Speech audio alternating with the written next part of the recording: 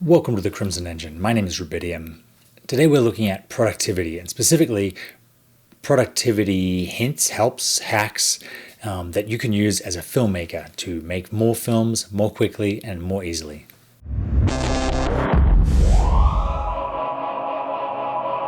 A lot has been written about productivity in the last couple of years. I have read a lot of it, tried a lot of it.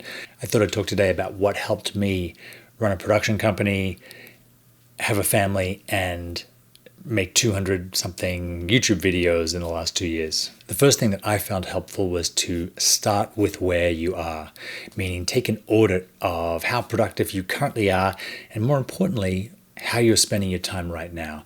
You can't really improve if you don't know what you're getting done, and most of us would agree that we're not getting as much done as we would like. But if we sit down and start putting in our calendar what we're doing with the hours of the day, where the time goes, straight away we'll get a sense of what we can do better, what we're not doing well, and how we can improve. I would advise you to start with a week before you really even try and change anything. Just see what's going on. Because of Pearson's law, which states that which is measured improves, and that which is measured and reported improves exponentially, you'll probably find that you'll start taking your time more seriously straight away, even though you haven't actually started doing anything different. I like to keep track of what I'm doing every hour, what my overall plan was, and also how my estimates of how long a task would take compared to how long it actually took. I used to really not like setting this lighting up for my YouTube videos. It was always kind of a drag. I was like, oh, now I've got to do all of that. It was kind of overwhelming. And I timed myself and realized that it only takes about 7.5 to 15 minutes to set this up and about half that to break it down. So once I knew that, it's only a 7-minute commitment to start a video. Suddenly I became a lot more eager to do it and became a lot more productive. After you've done this timeline productivity audit, the thing I would advise you to do is work out when you're most productive. When is your golden time? When are your magic hours, so to speak? For me, it's between 10 o'clock and noon. After I've had my coffee, when I've got all the little things of the day out the way, I can really settle down, dig in, and get some real work done. Because I know this about myself, I tend to schedule the most creatively demanding or difficult tasks at this time, knowing if I don't get them done now, they won't happen at all. Your peak work hours, your deep work, is the most precious resource that you as a filmmaker have. This is when you should be writing scripts, you should be calling potential investors, you should be editing the important scenes or shooting the really great stuff. This is when you're the most productive, most creative.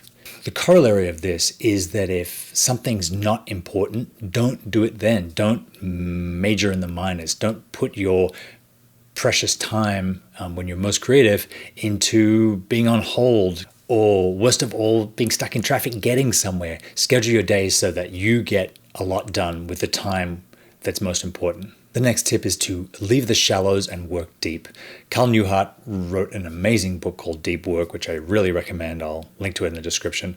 It's all about switching off your distracted mind, switching off your phone and your emails, and focusing down, getting one thing done and not stopping until it's done.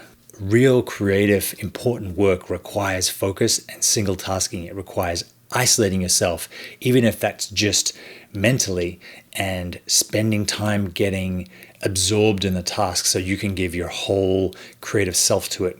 Something that ties in nicely with this is a thing called the Pomodoro technique. The Pomodoro technique is named after those little kitchen timers shaped like tomatoes, which is Pomodoro in Italian, that were around before cell phones took over pretty much everything, including timing kitchen tasks. But the idea was that you would have a set amount of time, say 15 minutes, and you would basically shut out all distractions and work on the task at hand very consciously and single tasking for 15 minutes. After the 15 minutes is up, you take a short break, say 5 minutes, just to sort of rest your brain, indulge your distractions. It's kind of like a cheat week. And give yourself some time to decompress before diving back into the single tasking work, at which point you have another 5-minute break after 15 minutes and so on, repeat.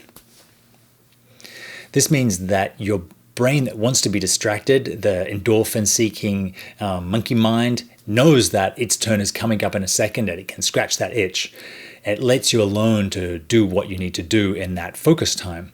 Now, over a couple of years, I've gone from 15-minute to half-hour to 1-hour Pomodoro, so I'm able to work for a bigger block of time, and it's usually right towards the end of that I get most of the stuff done, because I'm so ensconced, I'm so absorbed in the task that my productivity is at a high point, and my brain isn't distracted because I've turned off the internet and my phone and any other little things that are gonna puncture my focus, knowing that I can turn them on again at the end of that session, just really briefly to decompress, just to come back up for a breath before going back in again. I personally like to spend that time kind of tidying up and doing dishes or brainless sort of busy work so that my brain can rest and then I can dive back in. But over time, you'll find that even if the work you're doing isn't your calling, isn't your dream job, it might be something for a client or something that's promotional, at least you're getting better at working in a focused way. So you feel an accomplishment at the end of the day when you've done 3 sessions instead of 2 or 5 sessions instead of 4, and you're improving your focus, even if the work you're producing is something that you're proud of, but not necessarily what you'd do if you had all the time and resources. The last thing I wanted to share was GTD, or Getting Things Done, from David Allen. He's the first to admit that there isn't anything revolutionary and it isn't anything new. It goes back to the ancient Greeks, but he has it in a system that is really engaging, and I read the book, but actually got the most out of the audiobook, which he narrates. His main point is that a lot of procrastination and distraction is caused by not being conscious of what the next concrete, tactile, immediate step is towards your goal.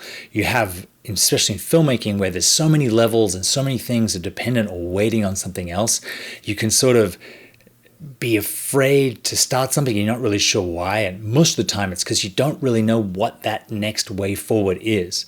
His advice and the whole GTD system is built around starting with the goal, what you want to get accomplished. You want a feature film in the can, in a cinema, making money, and then you work backwards from that. What's the thing before that, until you get to write a script. But writing a script, again, is such a huge, big task. You need to chunk it down into smaller pieces. It might be do 1 hour of research specifically on famous bank robberies on Wikipedia. Now, anyone can do that. And actually, it's quite exciting and good to jump into. Unless you have that next step right in front of you, it's really overwhelming and it's hard to know where to start. But definitely check out the David Allen Getting Things Done system. Hopefully you guys found something in this toolbox that I've put together that has really helped me. They can help you become the best filmmaker that you can be and achieve your goals and make your films. Thank you very much for watching. Leave your questions in the comments. I'd love to hear what tricks and hacks you guys have found to be useful. And I will see you next time.